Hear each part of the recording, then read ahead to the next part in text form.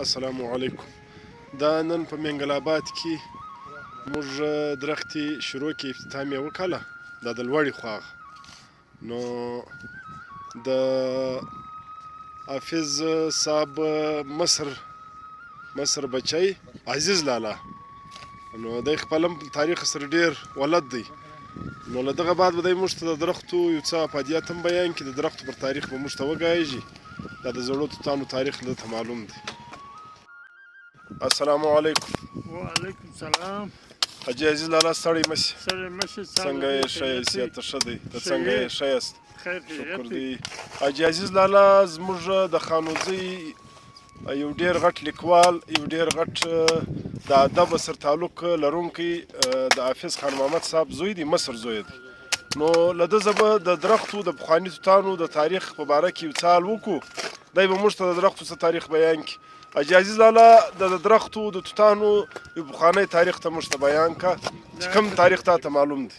درخت چې دی، درخت د انسان لپاره ډېر اهم، ډېر ضروري دی. دا د الله تعالی ډېر لوی نعمت دی چې خدای تعالی موږ ته راکړی دی. او خبره خو دا ده چې موږ زموږ ماجد تر شا باندې زموږ درخت ده، زموږ مسجد خان د هغه ده. تقریبا 7 پیړۍ یې کوي چې اوس هم ولاړه ده. 7 پیړۍ تقریبا. 7 پیړۍ یې کوي. 7 پیړۍ څو کاله راځي حاجي صاحب؟ 7 پیړۍ کله دا شمار کړي چې تقریبا 4.5 کاله یې کوي. صحیح. دا درخت ولاړه ده، و خلکو ته سایه هم ورکوي. دا د توت درخت ده؟ اکسیجن هم ورکوي. هو دا د توت درخت ده.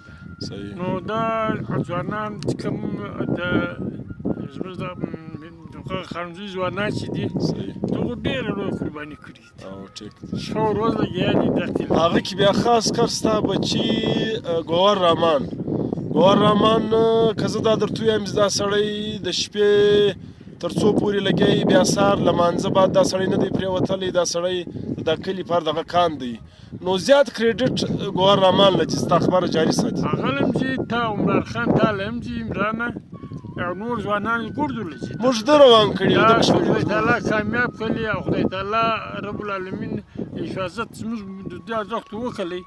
دا ډېر لوی نعمت دی، دا ډېر خوند مو کوي، دا ګډ وطن به تک شیندي. صحیح ده. د درختو اسلامي دغه ما خیال ستا موږ اورېدلي دي چې په قرآن او په حدیثو کې هم د درختو ډېر غټ اهمیت دی، ډېر لوی اهمیت دی، ډېر غټ ثواب یې دی. ډېر خدای تعالی قرآن شریف کې بار بار ویلي، بار بار یې ویلي چې دا زما ډېر لوی نعمت دی. صحیح. دا د عوام دپاره ډېر فایدهمند هم دی، سایه ورکوي، وپسو ته دغه ورکوي، پاڼې ورکوي، رنجې چې دي هغه یې په کار راځي. که دا نه وای دا زندګي به دوی نه وای اسانه، درخت چې اسانه کړي ده. نو زه ستا ډېره شکریه ادا کوم. ستا کور ودان موږ ته د قیمتي ټایم راکړئ، دا یوه درخت ستا په لاس وکرل سوه. الله دې ستا په لاس کې برکت واچي. الله دې زموږ کار مخلصه د خدای دپاره کې، خالصه د خدای دپاره دی کې. مهرباني کور د ودان.